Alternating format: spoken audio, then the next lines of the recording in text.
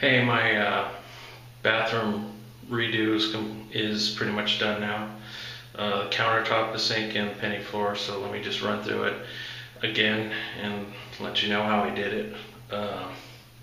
Starting with the countertop, this is a concrete paver countertop. These are yard pavers that you would buy to put in your yard. So basically I decided, as you can see, this is standard width here, and then I measured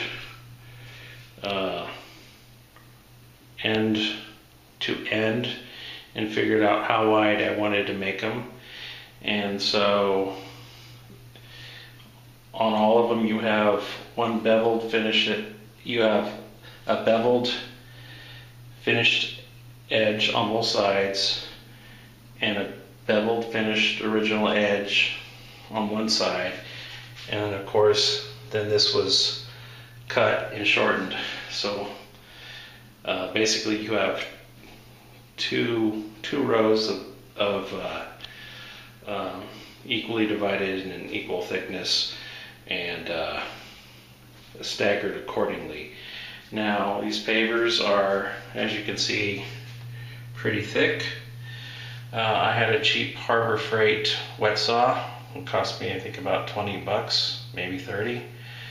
And basically I measured all my pavers and I ran them through the wet saw, and it got all the way basically to almost to center. Then would flip it over and cut it from the other side. It would leave a little ridge down the middle. But basically at that point I could split or break it off, and at that point I would just take a cup wheel and grind that little tiny thin strip of an edge that was between the two sides. So with patience, it was very much easily done and manageable. I put 3 or 4 coats of sealer on this. I probably ought to do a couple more coats. It's fairly shiny, but as you can imagine, just the nature of the paver, it sucks up the sealer quite a bit, so I'll probably end up putting more sealer coats on here. The hardest part, of course, was the sink. And the way I did the sink is the original lip of the sink is about an inch wider all the way around. And so I put a piece of paper over the entire sink, then put a flashlight in the bowl, and basically turn the light off and trace the entire lip of the sink, because basically with the flashlight in there and the paper on top, obviously it illuminated it, and so I could trace a pattern. So I traced the lip of the sink and I came in 1 inch. So this is all 1 inch all the way around. So the original sink is 1 inch wider all the way around. This worked perfectly well, so you will never visually see any remnants of the original sink.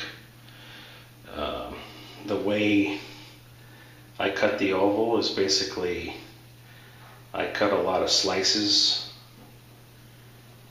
in the pavers, and then I broke them off, and then basically then I kind of hand formed it also with a cup wheel. So obviously I traced a pattern on here, I cut off the majority of the material, and then I came in with a cup wheel and then hand shaped it. The cup wheel basically on a 4-inch Makita grinder. Got to go very slow and be very patient, otherwise you will get the surface too hot and you'll break it and basically ruin it. This was the hardest part because obviously it gets pretty thin over here and here. If I was going to do it again, I might do it like here and here and not offset the paver pattern, so it was easier to work with, but either way I got it done. And I like the way it came out. In regards to the sink, were obviously much higher now, so I had to get basically mini inch long pipe extenders, because now the faucet has to go through pavers and then the original cultured marble countertop, and then connect to the water. And so I had basically a like diamond tipped hole saw where I drilled through this and then through the cultured countertop and all the way down. It took time, but it went fine once I had the plan. So you got fittings coming out of here, a threaded collar, another extension, and then it, obviously screws on to the traditional water lines underneath the sink. In regards to the bowl, you got a penny sink bowl, and I started around the top lip and worked down. As you work down, it gets tighter, so then your rows end up changing a little bit, so you end up having to your row staggers a little bit, and you have to get a little bit creative with shaving down some of your pennies, but it came out awesome, looks great, so no complaints on that. I just got a quick plunger type sink plug, and it works fine, and of course there's an extension on that as well. Countertop was cultured marble, and I scuffed it with a 4-inch Makita die grinder, scuffed the surface so basically glue would stick to it, and then these are all held down for the most part with Gorilla Glue, which, as you know from my other videos, I'm kind of obsessed with. There's a couple areas where I chipped the brick a little bit just by the nature of the brick. So what I found is the dust that comes from basically cutting these bricks and all that, I get a lot of that cut brick dust or paver dust together, and with a little bit of super glue, if I chip something, I could basically fill it back in with a little bit of super glue and the cut, paver dust, and it worked out great. Worked out awesome, actually. Also, when you're selecting your pavers, you will go through a lot of them and probably reject a lot of them before you find the ones you like. You're going to look at the pattern on the actual paver, as well as some of them that I came across were really pitted, almost like you would see like on an asphalt road, that pitted. So I hand selected all of these.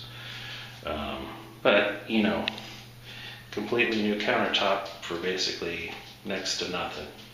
Also,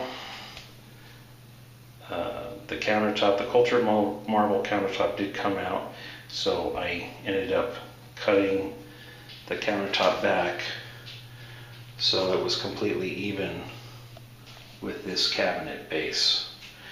And of course that created about a 1/2-inch gap, which I then filled in with, you're not going to see it really good, but a piece of trim molding. So that came out good. Also, I painted this entire cabinet, put on new hardware, and painted the base too, where it meets the penny floor. In regards to the penny floor, it came out awesome. I did not end up using epoxy. I'm not saying there's anything wrong with it, but I found to be very expensive. And on all the websites that I looked at, a lot of them said whatever it promised to cover square footage wise, it didn't end up covering, and so it required a lot of additional epoxy coating kits at a lot of expense. So this is just kind of a regular one part, pour it out of the container polyurethane floor kit, or a floor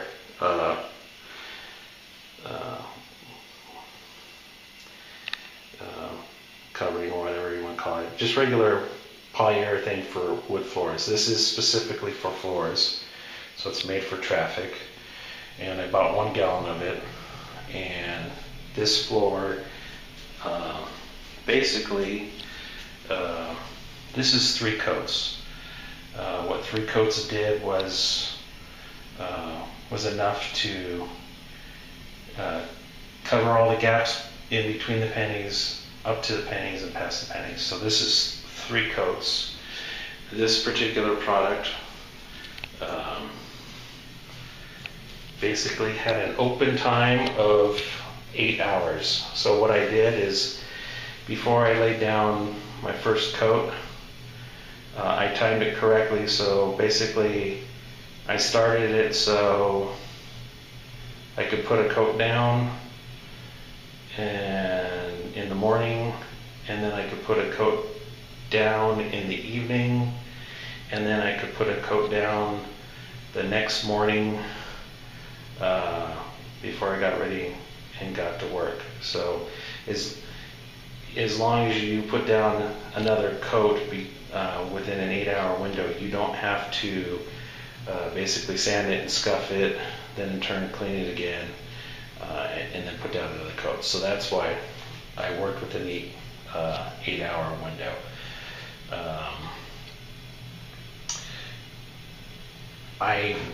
It looks great. There's absolutely nothing wrong with it, but obviously I was excited about moving forward with the project, and if I was to do it again, even though the 3 coats look great and there's absolutely nothing wrong with it, I probably would have done 2 or 3 more coats, simply because I still had about a half a gallon of material left, and I might as well put it down just to thicken the coat.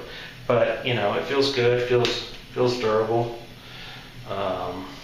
Obviously I have a floor mat that I put here coming down the shower.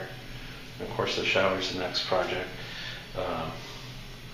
But so I have floor mats here. It's not so slippery, it's dangerous, especially when I have the floor mats. So I'm very happy with that. I left a mistake that I'm going to show you. The product says basically don't put anything on the floor for basically 30 days. And I had a piece of paper that I had some other tools and paint cans on that I didn't think would matter. But anyway, it ended up sticking to the pennies. So when they say don't let anything stay on the floor for 30 days, even though the surface appears to be dry, they mean it. That's not the end of the world. That stuff I can scrape off with my fingernails, so it will still come off. But basically, as the product was outgassing and drying, and obviously it stuck the paper there to the floor. So anyway, that's lesson learned, and either way I'll take care of it. I took the baseboards off, of course, and I made sure there wasn't a gap between the end of the pennies and the wall. I filled that in so all the material wouldn't run in there, and I put new baseboards on. Also, I pre-painted the bottom of all the door jambs before I put down the polyurethane, just to make sure all the scuffs and all that were all taken care of, old scuffs from it being an old house. And so that was a smart move. However, I did find after I put on the polyurethane actually kind of yellowed right there where it was in contact with the white paint, so I ended up putting yet another coat of white paint over the polyurethane after it dried. So now it looks great, but just so you know what you're getting into. Of course, I did the closet as well, and a little white speck is a paint drop I need to scrape off. Basically, I put base shoe around the foot of the closet where the pennies came up to, just to make it a cleaner finishing edge. And then over by the shower where I had a little bit of a gap with some of the pennies that didn't totally fit right, I also used some nail polish to paint in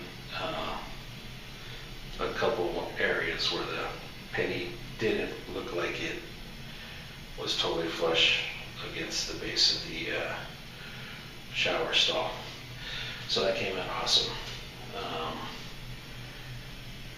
I did have a problem with the toilet in the sense that the new toilet, for reasons I still don't understand, didn't quite seal as well to the base of the floor. So I had to take a bunch of basically plumber's putty and pack that all the way around so you didn't have outgassing of basically sewer gas, which was easily done, not the end of the world. And that was about it. So that all came out awesome. I'm very much happy with how it came out. I did paint the walls blue. I do have to do some of the doors over and all that. Let me tell you something else I did wrong. Basically right out here is I made my workstation, and I gave myself about a couple feet here, and I had papers and drop cloths and my paint trays and all that right there. And truth be told, I did not leave myself enough room, and I immediately ran into problems immediately after I started pouring the poly. I took the lid off the poly and I filled the tray, and what I had is I had trays that are basically for those like 5 or 6 inch rollers, the mini rollers, and the tray that I bought, basically brand new, after I poured the polyurethane in it, immediately started leaking all over the floor. It was brand new and it had a crack in it. Now, lucky for me, I planned ahead and I bought 4 extra paint trays, so I immediately plopped everything into another paint tray. But if I had only got 1 roller and 1 paint tray and all that, I could have permanently damaged my wood floor here, because it would have run everywhere. So in hindsight, I should have given myself a much bigger work area and brought up my drop cloths further, and all my masking and all that, because I started out with a bit of a catastrophe on my hands. The other thing I did, the roller I used was it was a very short nap roller, and at first, obviously, I was so excited to be doing the project, I immediately started rolling really quick. And what I find out is when I was rolling really quick, I was introducing a lot of air bubbles into the floor, and then I had to tell myself, okay, slow down, dummy, and just take your time. Now, the air bubbles did come out, but what I did is I started to take more of a controlled pace and slow down, because I had enough open time. I didn't have to rush it. I also used a flashlight because I was basically putting on clear, and as I was putting on material, I had actually used soup cans, and I kind of had them as a marker. And so I would like come across here and like put a soup can here and a soup can here, so I knew, okay, I'd gone up to that edge, because visually you couldn't tell where you kind of last stopped, because obviously it's clear. And so I had some visual markers. Then I also used a flashlight to flash the floor so I could see the shiny spot, to kind of see where I left off. That way I didn't have a spot I didn't cover, or for that matter, I didn't have a spot that I didn't think was covered, and then next thing I know, I stepped in it, and I ended up creating a big mess. So that all worked really well. So that's kind of the long and short of it. I really like how it came out. It is very labor intensive. I'm not gonna lie to you.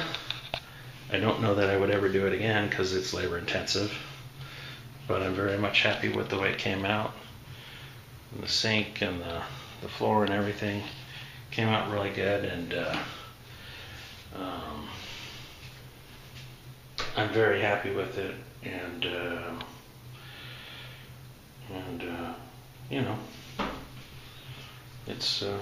it's unique. So, and I don't regret not using the epoxy. So anyway, thanks for watching, and good luck with your projects. Take care.